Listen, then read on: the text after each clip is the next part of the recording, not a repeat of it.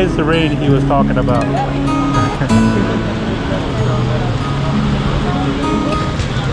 Alright guys, we landed in Sydney. This is the third time we've been in Sydney. Last two times we were transiting through here, but we are back. We're going to be here for 4 nights, so we'll see what goes on after this. We'll check you out later. Bye. I was just talking about these people that travel with a suitcase the size of a backpack that they're strolling around. Where they're going with that? Like, I mean, I got 3 bags. I mean, are they here for what? 30 minutes? Overnights, 30 minutes. Even overnight, that's like, where's the rest of your stuff? I used to do a bag like that when I went overnight. Okay. I don't know. My overnight bag is bigger than that. I got my shaving kit. I got all that stuff that I need. Where you packing? I think it's gonna make it. Where are we? 2 minutes that way. Oh. It looks like it's gonna be fine. I think this one you need to push back more. There's a big space. Alright guys, we're here at the Four Seasons, just checked in. Now we're gonna go to our room. Damn, big flex. He's like, yeah, we're here at the Four Seasons. Didn't just say the hotel. You had to name drop like that. So we're gonna go check in, despite what he said. Mr. Big Flex. Hey, can you flex like that? Let me hear you. I don't have that kind of money. I can't flex like that. You're not a baller? Yeah. He was like, yeah, I feel like a big baller, big baller. Yeah, see, here's the difference though. I said, man, I feel like a big baller. You, on the other hand, are a big baller. Anyway, we're at the Four Seasons. We just checked in. We're ballers. going to our room. Ignore him for a second. We're gonna go check in. We're gonna be here for 5 nights, so we're gonna explore this city, wonderful city of Sydney. There's a lot to see here, so we'll check it out. As we're here, we'll share with you guys what we see, in case you want to come out here and explore.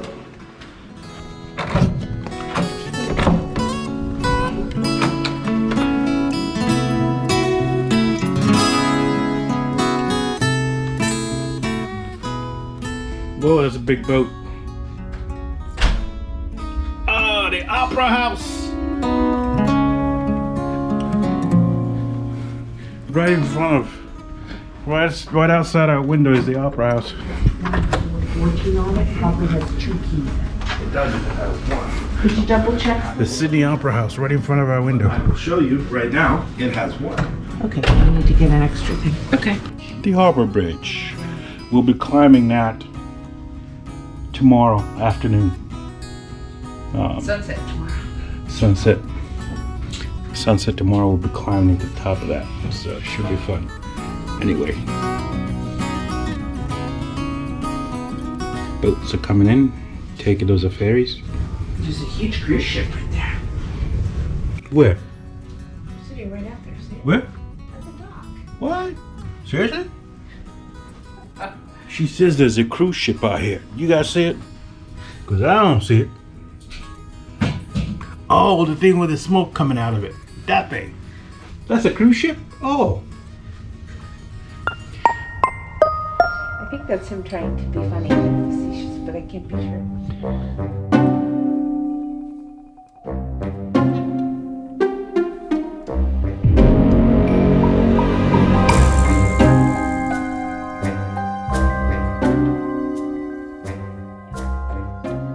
Hey guys, welcome back to another episode. Today we are going on a tour of Sydney with our awesome guide Nigel. So yeah, that's pretty much what we're doing today. With that said, let's take you along on our guided tour of the city to see some of Sydney's key spots. Stick around for that. And, as always, don't forget to like, subscribe, and hit that notification bell to stay updated on our latest videos.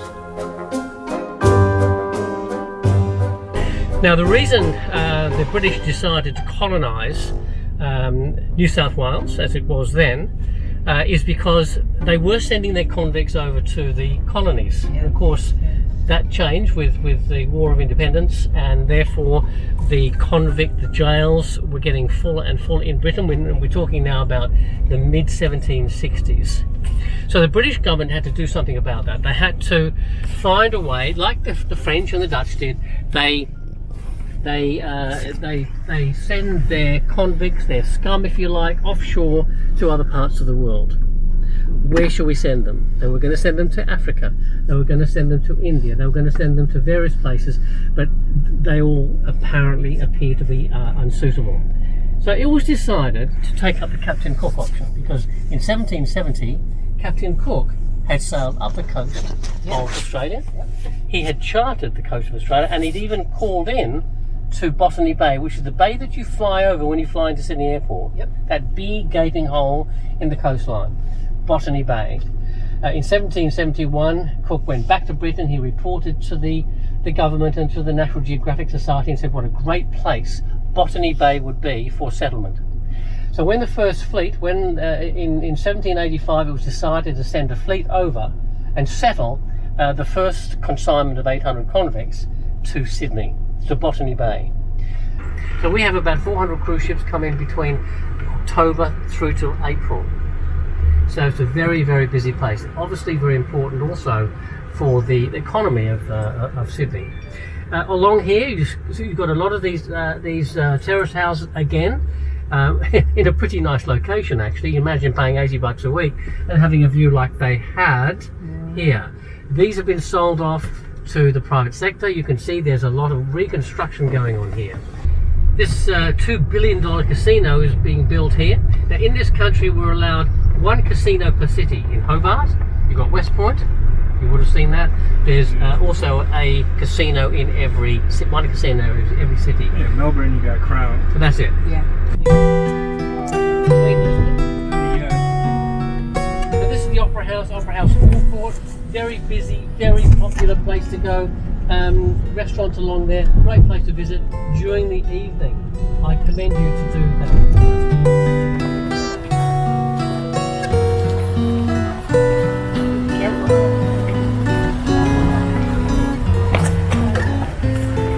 There's the boat.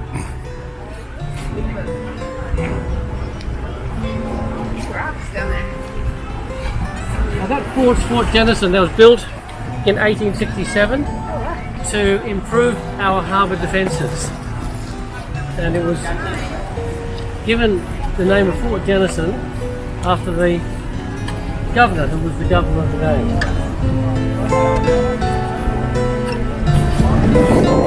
That was prompted incidentally in 1837 by two American warships that happened to wander into the harbour. And you've got to remember at the time Britain was fighting with the French and the Russians and Crimea War and so on. So there was a lot going on, and the British were very concerned about protecting their colonies. Is that the strangler fig? That's another strangler fig here, yeah. Ooh, rain. Here comes another squall. You want me to go and get the umbrella? No, we're fine. They're fine. They have hats. This is the largest of our naval vessels, the Royal Australian Navy. There's two of them. An ibis. It's an ibis.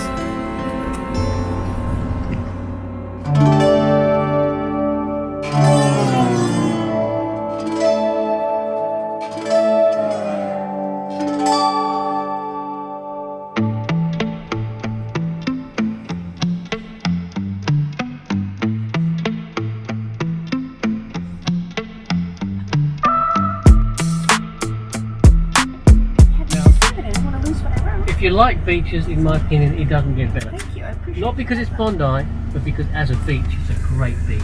It's a kilometre long. It's a very deep beach. It can take about 25, 30,000 people. come back And on here a hot day here, you can't believe how many people occupy this beach. It is hugely on the popular. surface. That It's would be crazy. so good for skidboarding. Of course, surfing was introduced. That's just a little kiddies playground. It's a tribal pool.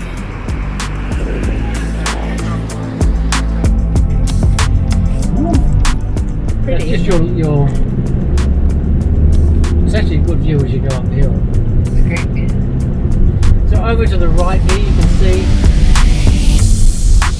the old-fashioned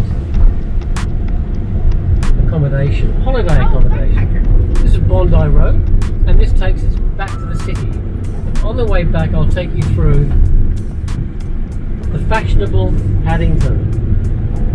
As in Paddington Bear, Oh, yeah. as in Paddington, London. Moved in, renovated, and you have a suburb here built. Wow, look at these buildings, 30 Pam. years ago. Beautiful, yeah.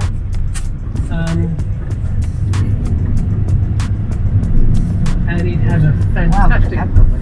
It has a fantastic flavour. It's not just down this street. It's a massive streets here, and they're all the same. It's a real village atmosphere here. And there's the galleries, of course. This is a very arty area.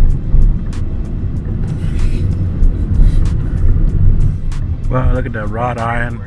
Yeah, well, this is very traditional Sydney architecture here.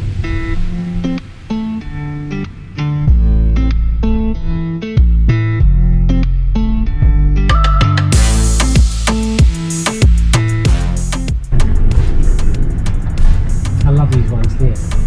I'll find one of those two on the end.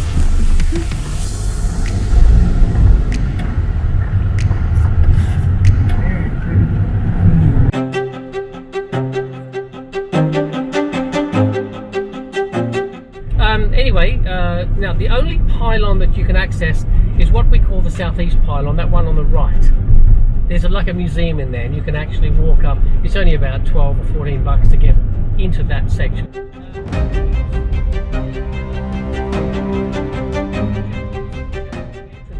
Now, in 1932, to build 8 lanes of traffic was very futuristic, very visionary, and so they did. When you think that in 1932 there would have only been about 40 or 50 motorised vehicles crossing this bridge every day. Very futuristic, and that's why today it is the widest single-span steel arch bridge in the world. Not the longest, but it's the widest.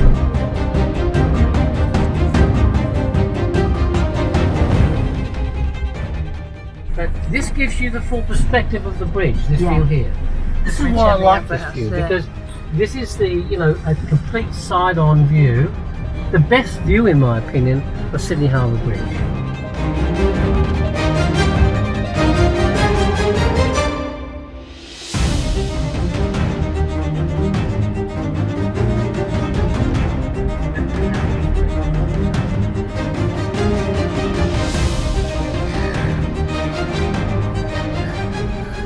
Here we are at the iconic Sydney Opera House. Known worldwide for its unique sail-like design, the Opera House has become a symbol of Sydney and Australian culture.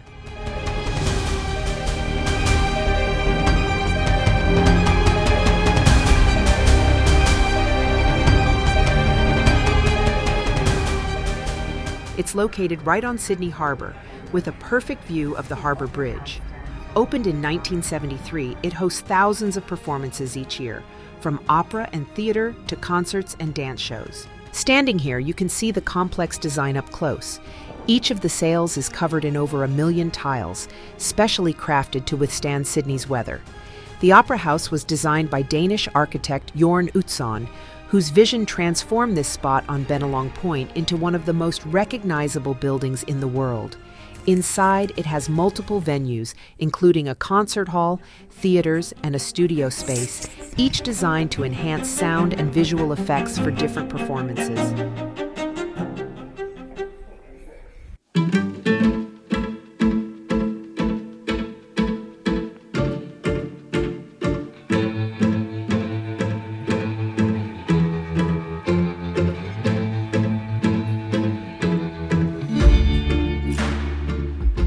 Fun fact, it took 14 years to complete and over 10,000 workers were involved in its construction.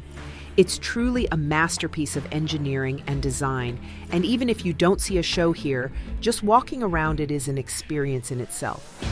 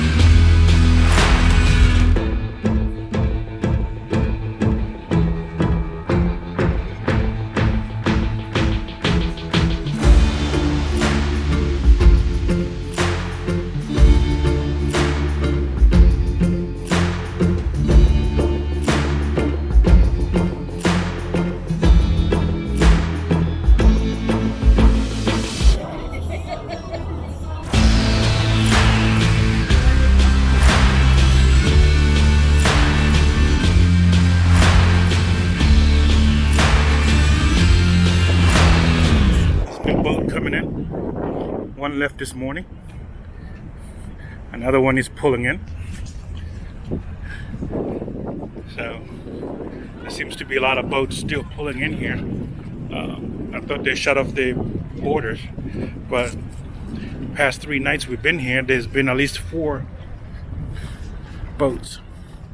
When 2 leave, two more pull in. So I don't know what the deal is, but you can see that one is pulling in right now.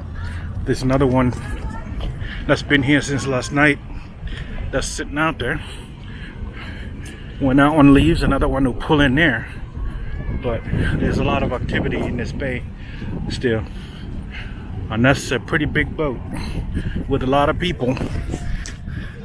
With the coronavirus going on, I don't know if those people have been out to sea for 14 days under quarantine. I'm not sure. But that's what seems to be happening, is before they can pull in here, they have to be out at sea for at least till somewhere sailing for 14 days before they can pull into any port. So we shall see.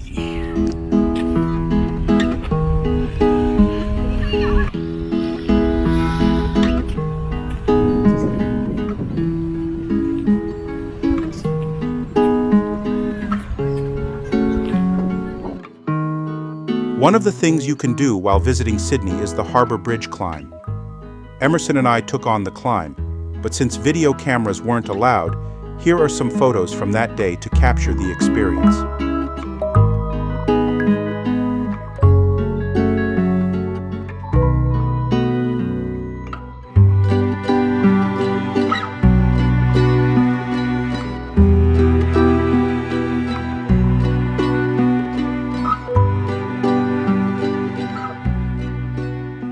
Hey guys, we're out here on the Sydney Harbour Bridge. It's awesome. We just did the bridge climb and I'm really hyped about it. It's been really awesome. I'm just Great.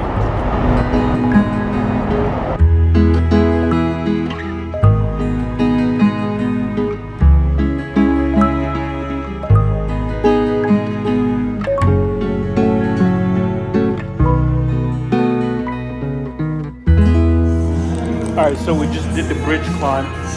It's done, so now we're treating ourselves to some Guinness. Here's the bridge climb, dude. Cheers. Man, it's like drinking motor oil. Check.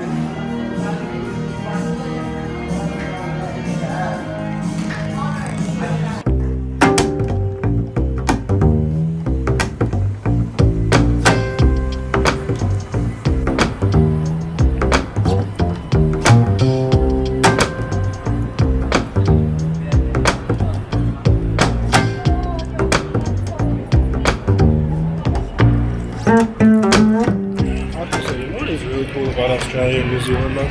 Like we're in a completely different country. Everyone speaks our language. Yeah, I know. Where's the sushi place? It was over by the bridge mall. Yeah.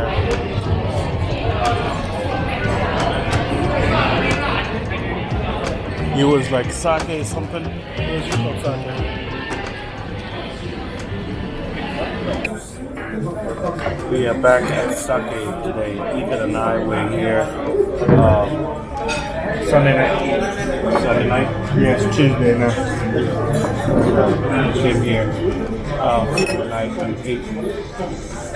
Enjoyed some nice sushi, so yeah, we came back. If you find yourself in Sydney and enjoy sushi, I'd recommend checking out Sake. Definitely worth a visit if you're looking for quality Japanese cuisine while exploring Sydney. It's an elegant, contemporary Japanese dining spot right here in the city, known for fresh sushi and a creative menu.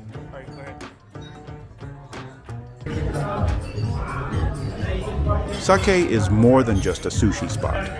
It's one of Sydney's standout Japanese dining experiences. Asimase. Round 2. Located in the Rocks, the restaurant offers a beautiful blend of traditional Japanese flavors with a contemporary twist.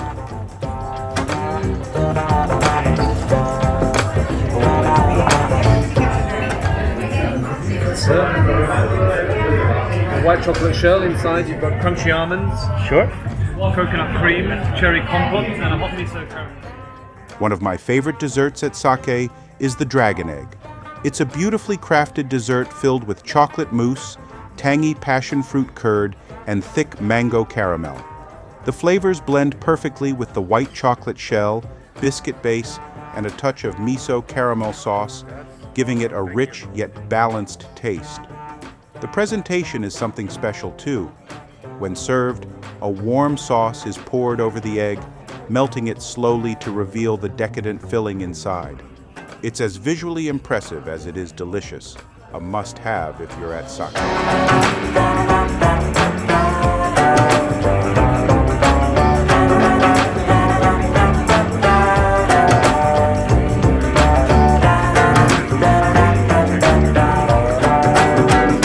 It's the dragon egg.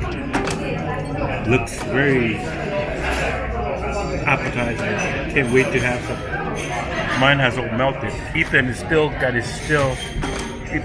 has its structure integrity, so it still looks like a dragon egg. Pam's has melted already, and she's fully enjoying hers already. What is that? Ice cream in the middle?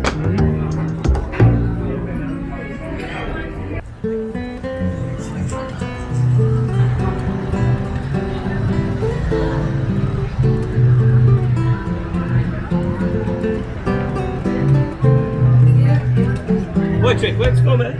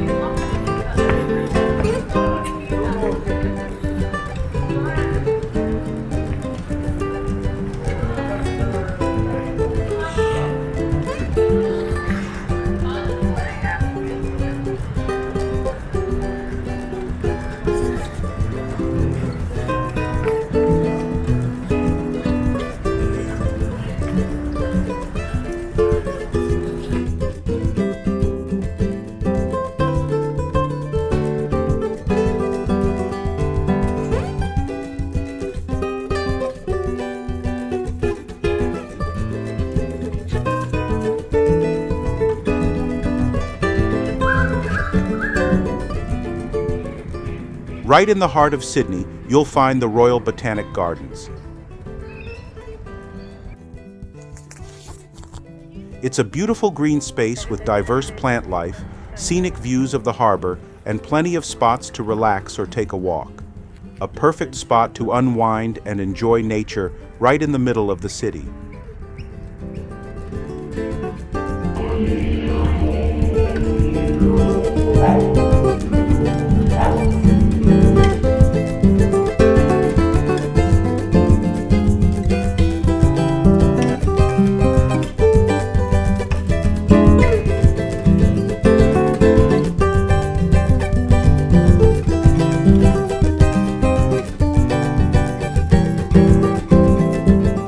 I hope you've enjoyed our tour of Sydney. Thank you for watching, and please don't forget to tune in next time as we continue our journey through Australia.